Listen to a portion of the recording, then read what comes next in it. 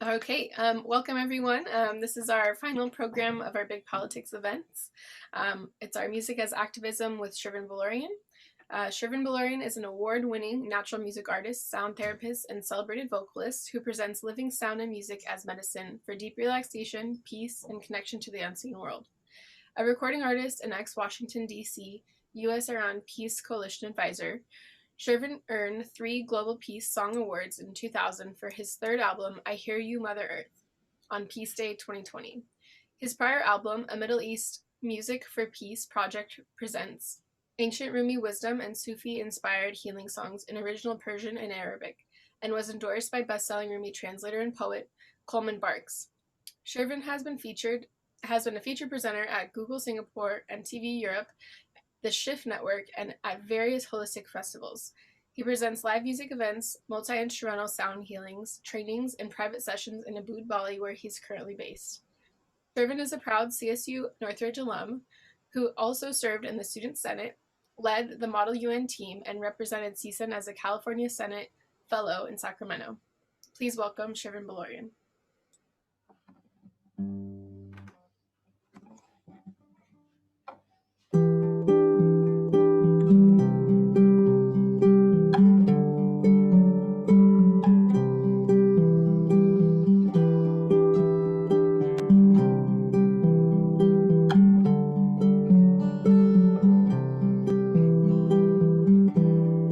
Triambakam Yajamahe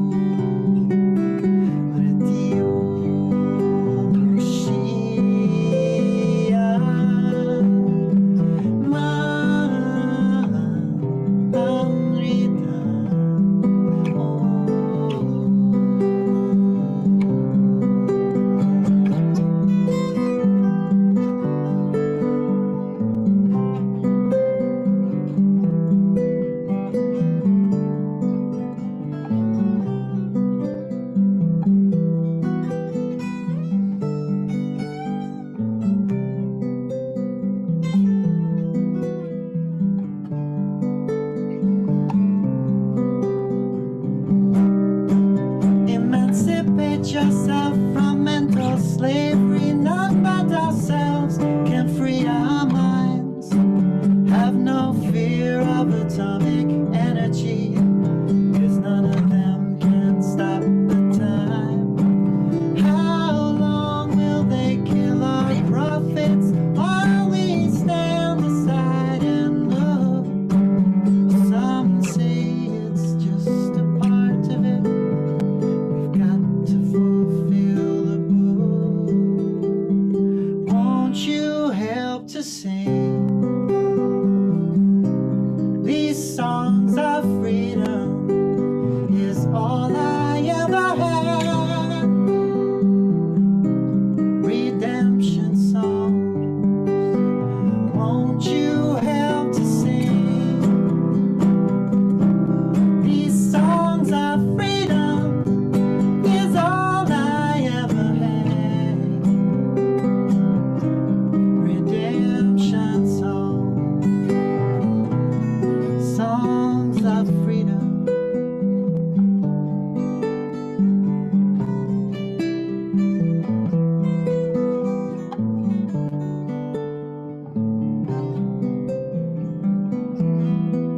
Imagine there's no heaven. It isn't hard to do. Nothing to live or to die for, and no religion too. You may say I'm a dreamer,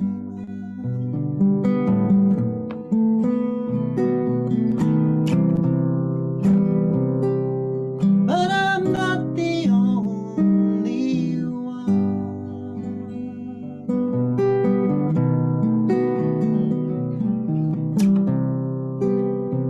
I hope someday you'll join us.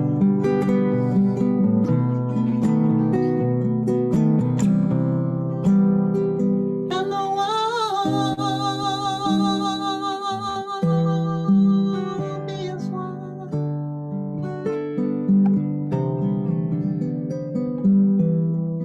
Triambakam Yajamahi Sugandhim Pushti Vardhanam Urvarukamiva Bandhanam Mrityormukshya Mamamrita.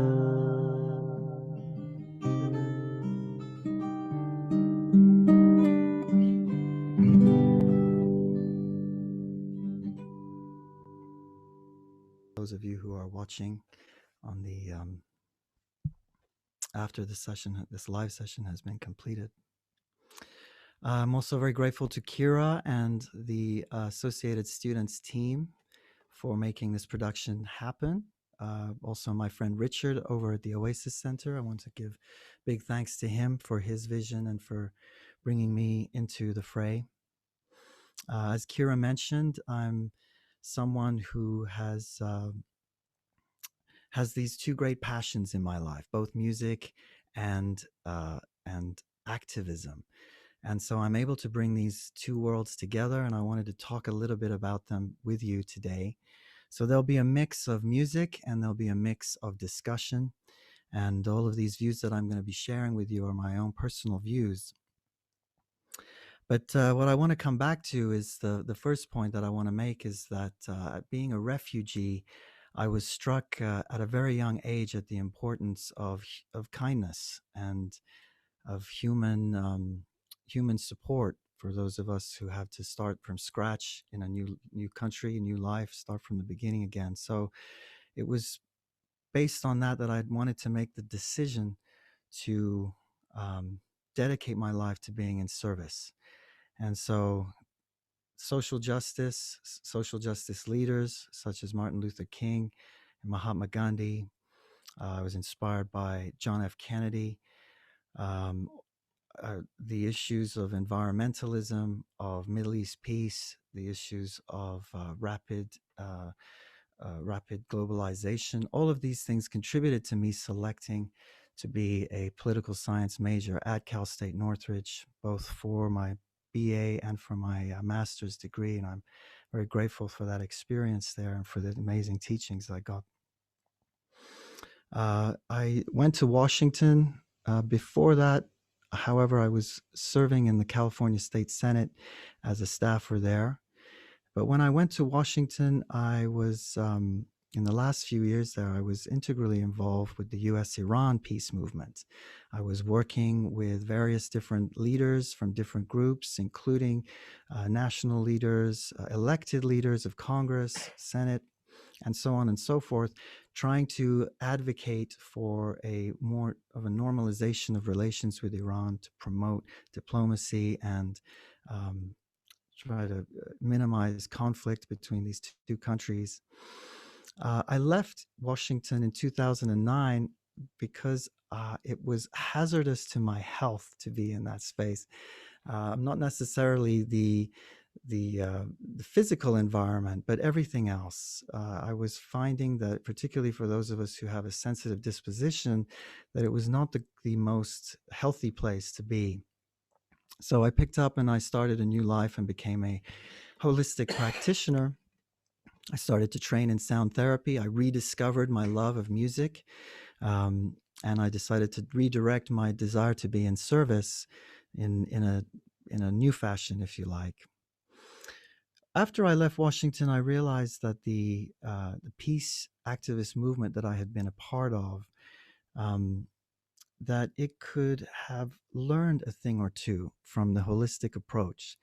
By that, I mean that when you look at when you approach something from a holistic standpoint, you're not just looking at the action itself, you're looking at what goes on under the surface as well. You're looking at the attitude, you're looking at the mindset, the outlook.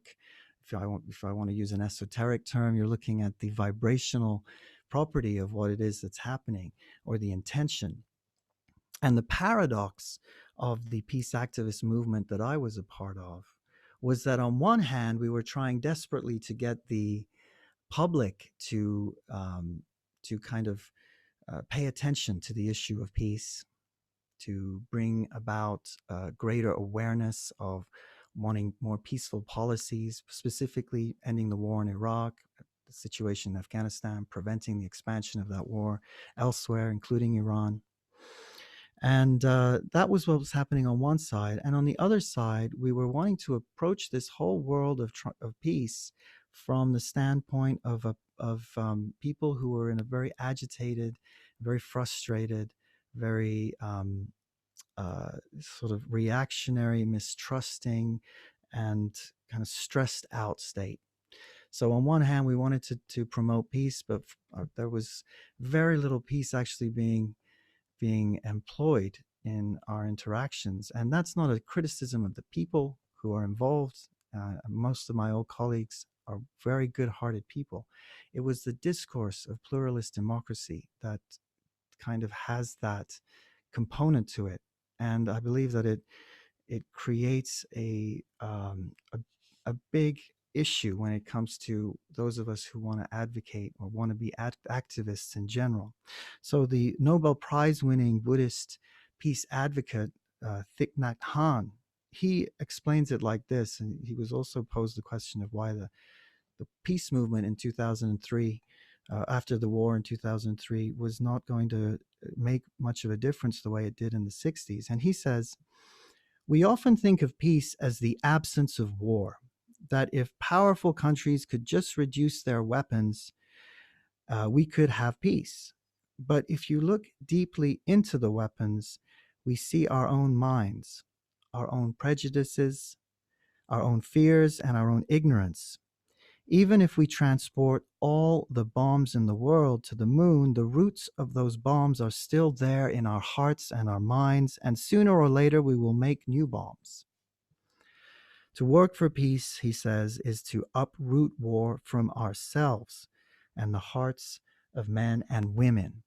And this really struck me because I believe now, in hindsight, when I look at what we were doing, that the lack of embodying that positive quality of what peace is about in the way of life of those people who were actually promoting peace was making it dramatically difficult for us to convey the message to a larger audience. So, how does this relate to music? My other passion. Well, music is a source of life. It's a universally accessible, everyday type of force. You see it in every culture. Um, Music has the power to take a message, some kind of injustice, something which people want to fight for, to end the status quo or to change the status quo in some way, and it can bring people together. It unites them, it energizes them, it gives them a sense of purpose, mobilizes people, and it can express a common experience. It can allow for emotions which are often very complex and very layered. It can allow for those emotions to come through in a way where they normally would not be accessible. So that capacity to tell the story of injustice in a way that can appeal to a wide number of people allows music to be a wonderful amplifier, a loudspeaker for the activist message. And so um, that brings us to, music as a full-fledged partner of peace activism. When did it actually have an effect? There are dozens of different kinds of instances of where music and activism worked together, and you can see that not just in the United States and all over the world. Um, but in the US, it seemed to me that it peaked, that music and activism as partners peaked in the 60s and 70s. And since then, the capacity for it to have made a wide scale difference has been limited. Its potential has been diminished. And I believe it has so much more yet to offer us. So, how can it do that? Well, I believe that if we look at how the music itself is formed and created, not just the songs and the lyrics and the rhythm, if you like, not just the entertainment value of the song, but if we go beyond that and we go beyond those formulas, that the process of creating and sharing the music from a non-entertainment standpoint can actually help. And what do I mean by that? Well, in the last 10 years, as I mentioned, I left DC and I got into this world of sound therapy. And it has been demonstrated and shown that sound therapy has wonderful benefits, that you can you can decrease the heart rate, you can increase the flow of blood in the body, you can balance the hemispheres of the brain, you can address PTSD, you can elevate the mood, you can reduce tension and stress and anxiety, uh, you can literally change your brainwave states from the use of music. Music has the power to activate more parts of the brain than any other activity, including language. Those are the words of Oliver Sacks. So, with this kind of incredible therapeutic potential, um, I believe that there's a way that we can start to bring that into our music for activism. And that's what I've strived to do with the last two albums that I've put out. What it means is that we're looking at the design, the craft of the music, the types of instruments that are used, the intention, the lifestyle, and the attitude of the musicians themselves who are sending the music forward, the feel of the song. These are so many more layers of components than what you normally pay attention to.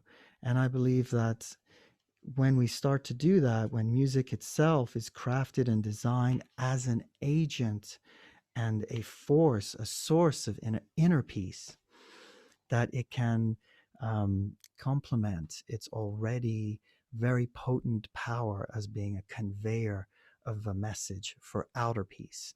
So to me, bringing all of this to bear is to bring the full potential of music as a partner in today's activist world.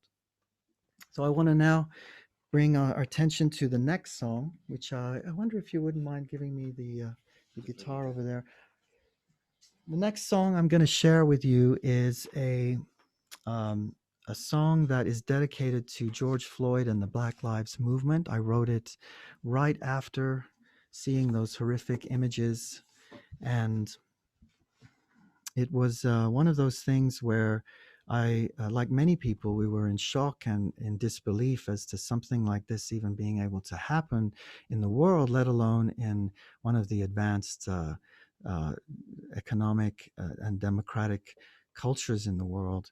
So it brought to bear a lot of hidden um, injustices and discrimination that has been going on. And so I wanted to write a song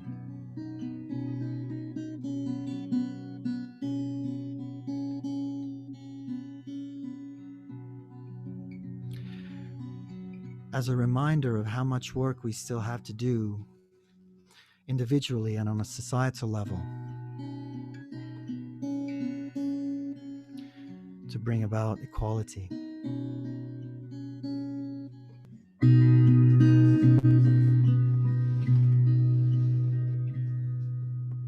You may try to silence my voice. You may try to kill my joy. You may try to bind my hand, break my wings with your demands. All I have may be lost, whatever the cost.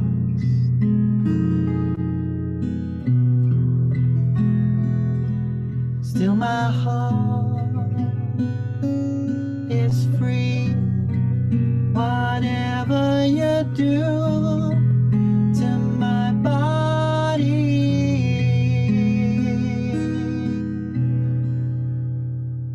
I say no, never will surrender to fear, and no level of hate will stop love from finding a way. Oh no, never will surrender to fear, and no level of hate will stop love from finding a way. When you take a lie, you abuse the powers entrusted to you. When you hide behind the rules, use whatever excuse that suits. We have the truth, we have free will. United we say no more coffins to fill.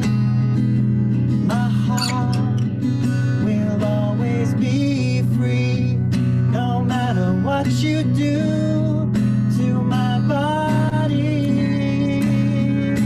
Say no, never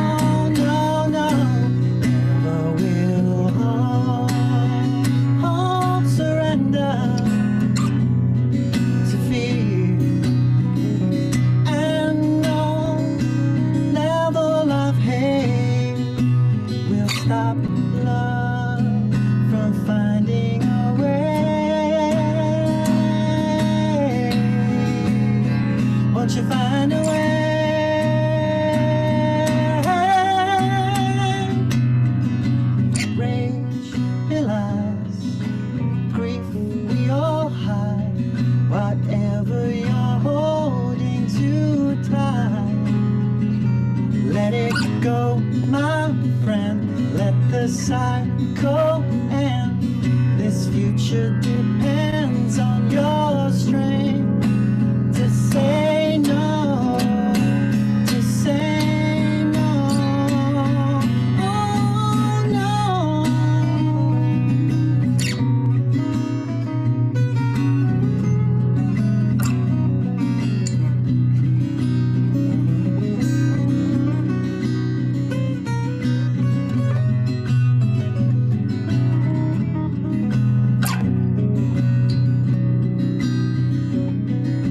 No, never will hope surrender to fear. And no level of hate will stop love from finding a way. Won't you find a way? Find a way.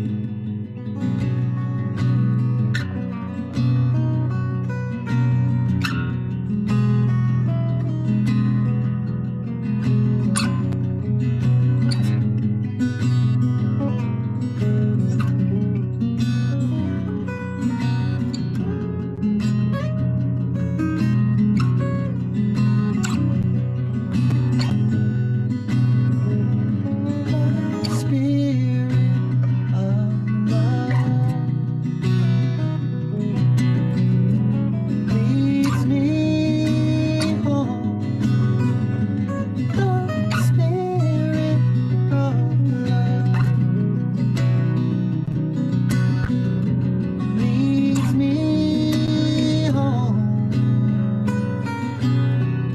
Never surrender, never surrender.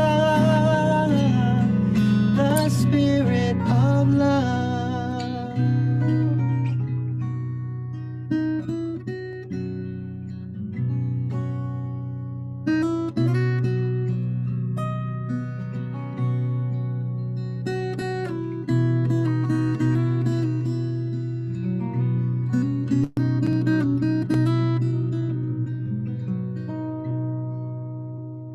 جملگی در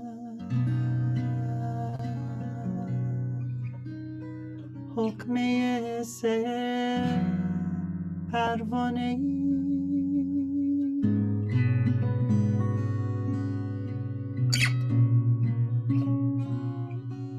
که جهان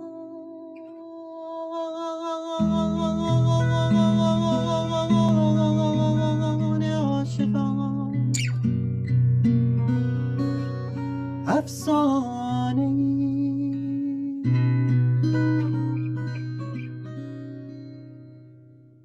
اولین خود را بشم نزدیک کرد گفتها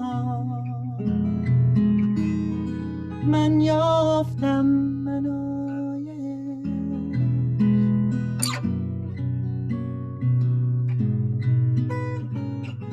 دومین نزدیک شل بازم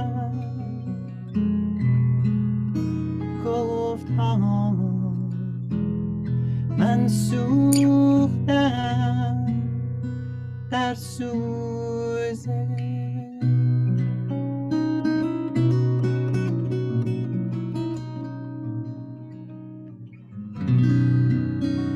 سومین خور داخل آتشی فکن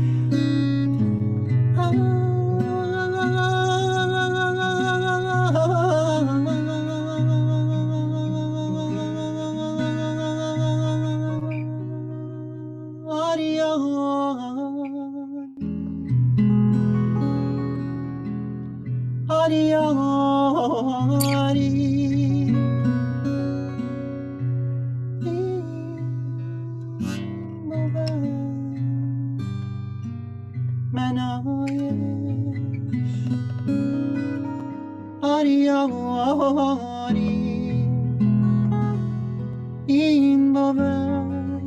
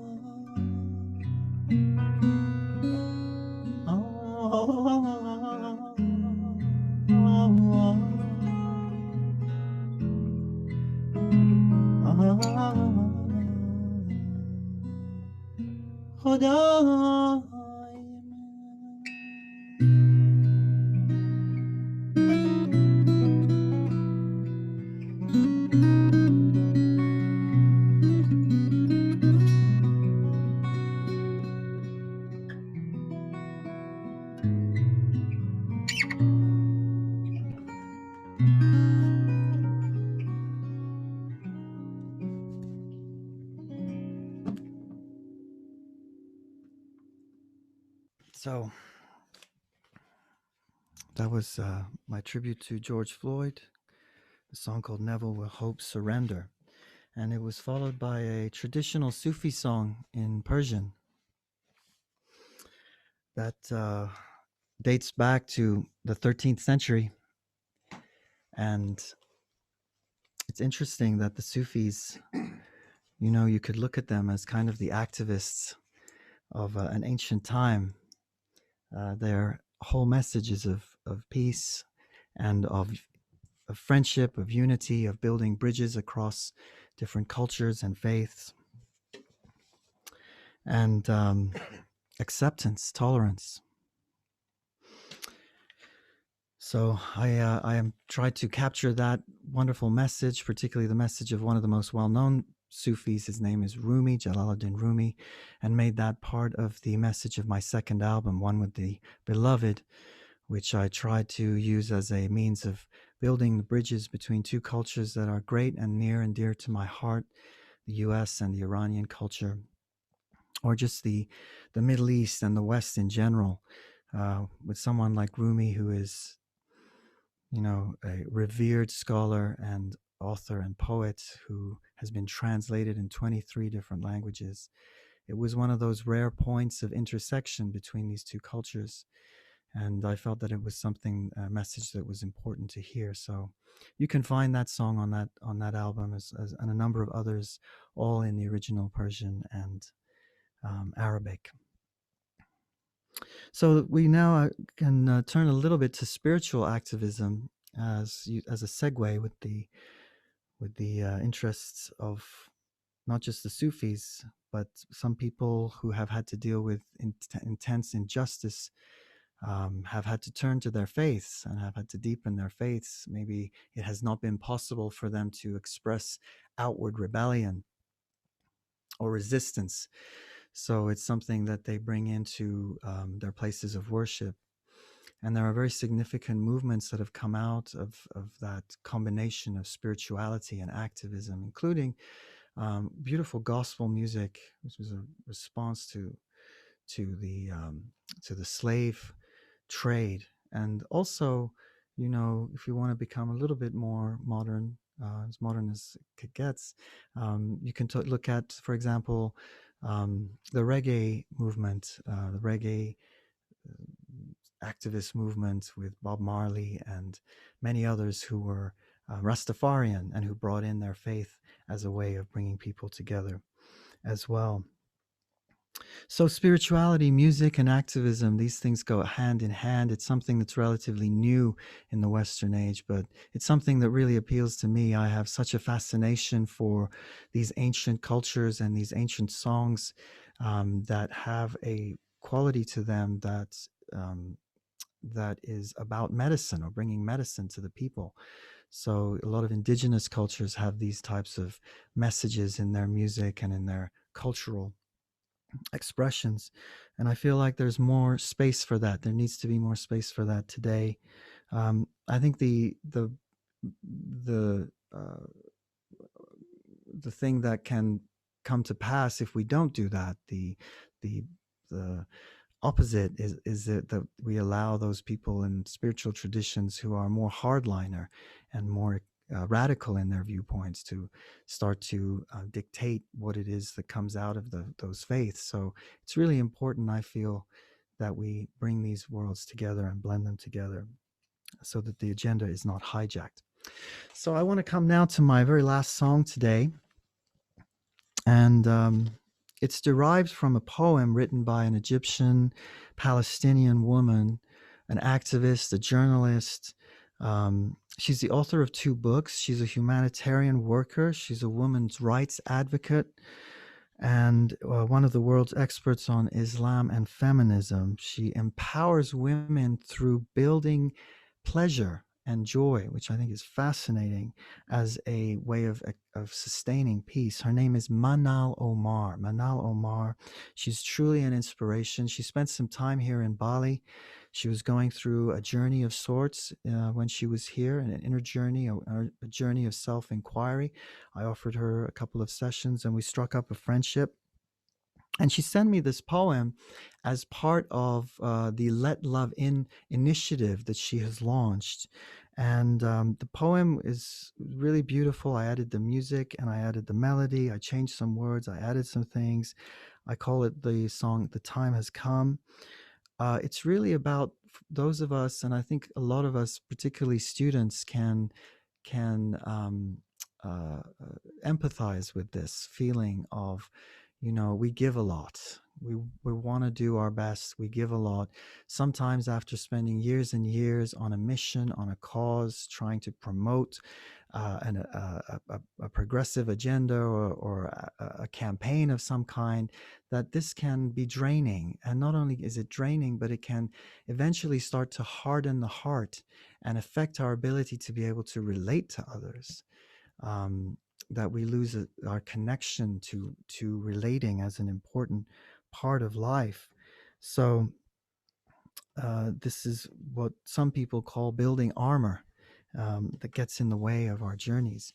And I just want to give a quote from Manal to encapsulate this. Here's what she says: "For 25 years, I dedicated myself to humanitarian causes and conflict resolution, from Iraq to Nigeria to Afghanistan. Excuse me. The tension between justice and peace was exhausting," she says. "I felt isolated, even in the presence of others. I felt constantly under attack and found myself being dogmatic and sounding aggressive. I created this program to shift that fight energy toward a focus on self love, the right to pleasure, and the transformative energy that happens when a woman feels more whole and alive.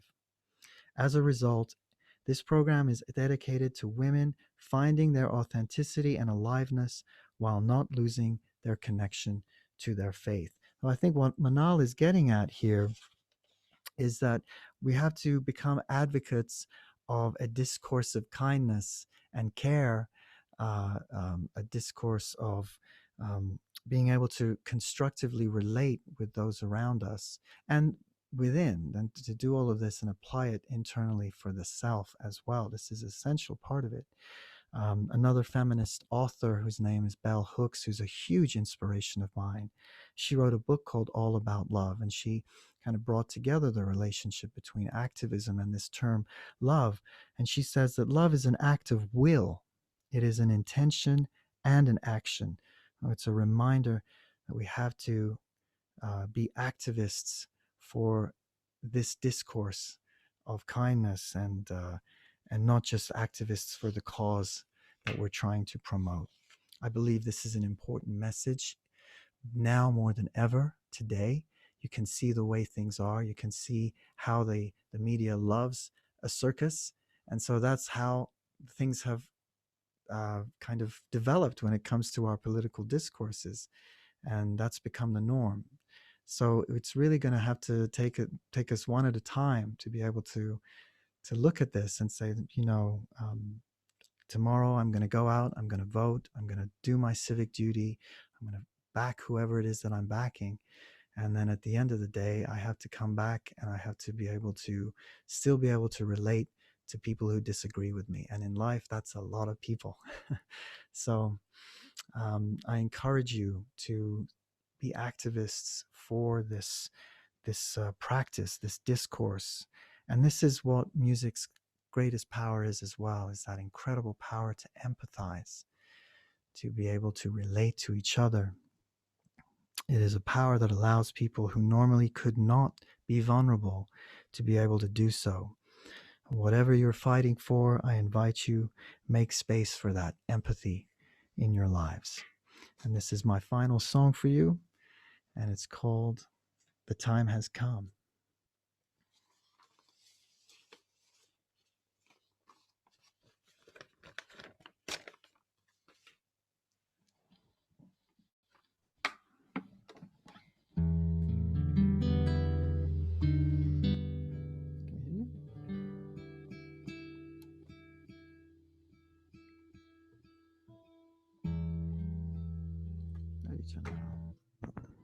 See, I'm not very technologically advanced myself. Here's see.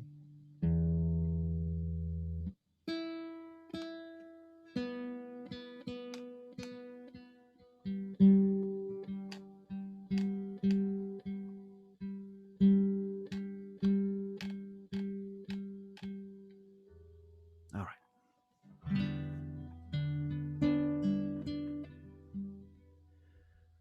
For all who have gone, and all I've said goodbye to, you are not forgotten, for my life was made purer by you.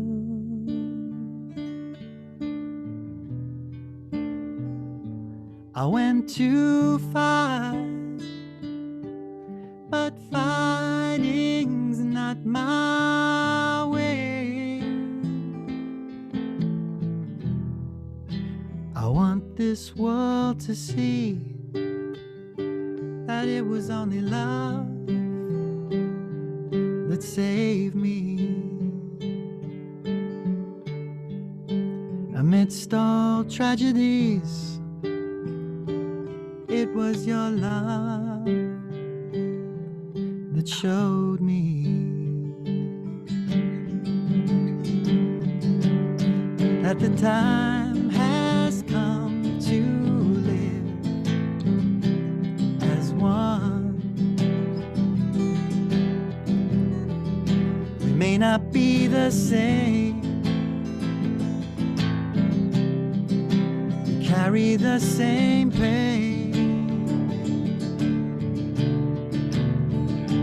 Yes, the time has come to choose freedom. A heart that is open can mend the broken. The heart that is open mends that which is broken.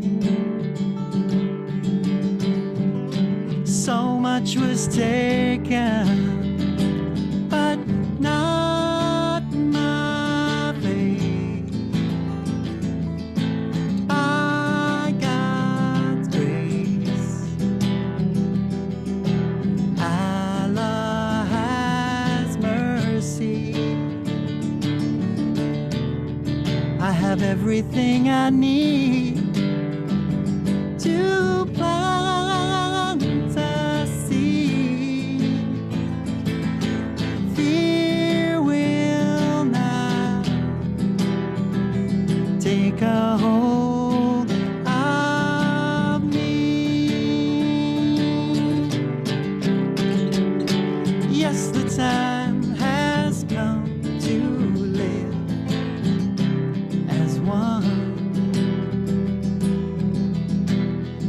We may not be the same, sharing the same pain.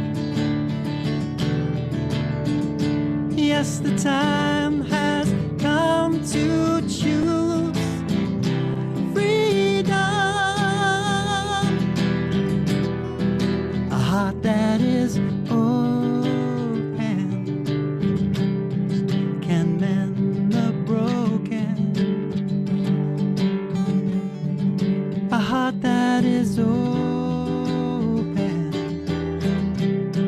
can mend the broken.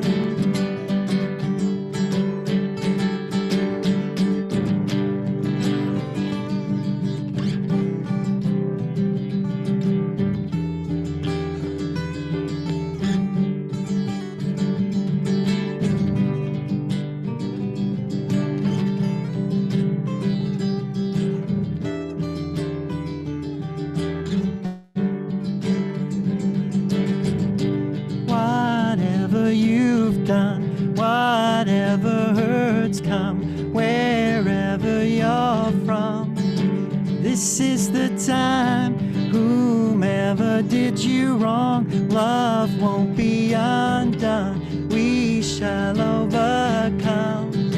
This is the time, now, now, na na na now, now, now, now, na na na now, now, now, now, na na na now, now, now, now, na na na now, now.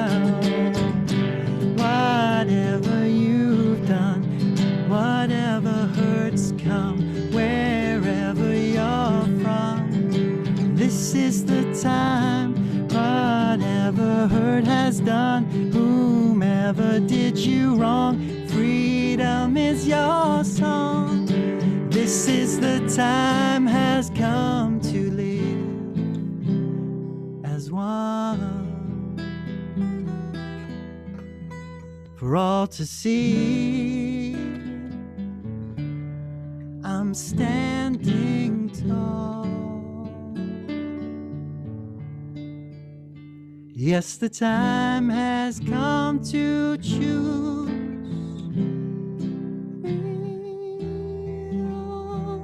freedom.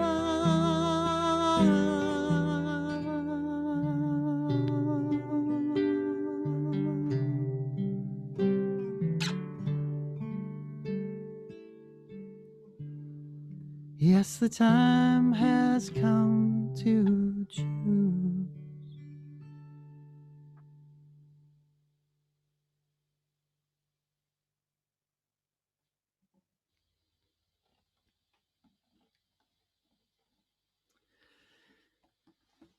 Well, that brings us to the end of our program. I think there's some time for Q&A if you have some questions.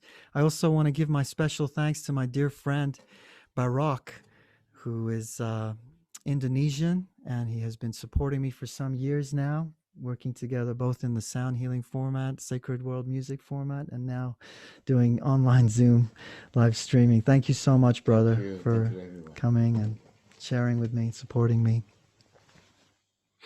I also want to give my thanks to Howie and to this space here, the Velvet Door Studios, who are hosting us today. And I want to give it back to you over there in the United States. Kira, are you there? I'm here. Hello. Thank you so much, Shervin. That was amazing. Thank you very much. Thank you. What a pleasure. I don't. If we have any questions, for those that are in the audience, please feel free. You can use the Q&A feature that's at the bottom here. You can also use the chat. If you have anything you'd like to ask, give it a few moments. But while people are doing that, maybe I can just say a couple of things about how people can get in touch with me. I have a website, Sound Healing Bali, where you can get more information about me. And there's also my music that's available on Bandcamp. There's the Instagram, which is Sound Healing Bali, and also on Facebook, you can find me there as well. So would love to stay in touch with all of you. And yes, if you have any questions. Is there anything else you wanted to say there, Kira? I don't think so. I think our election is tomorrow. If you haven't voted already, please go out and vote. Yeah. Okay. Well, it doesn't seem like there are any questions. Anything come Yeah, up? I don't see anything coming in. But thank you so much. Thank you. Oh, we have one question here. Yes. Yes, this was recorded. Just give us a couple of days so we can process the video, and then we usually post it on our Associated Students website under the Productions tab for Big Politics. They'll be located there. All right. If there's no other questions, thank you so much, Shervin, for being here. Thank you for performing for us with your music tonight. Thank you. What a pleasure it was. I wish you all the best. Keep hope alive. Stay in your hearts. And I hope to see you again soon at CSUN, hopefully in person. Yeah. When all of this has started to gone into a different direction, we hope. Lots of love to everybody. Thank you so much.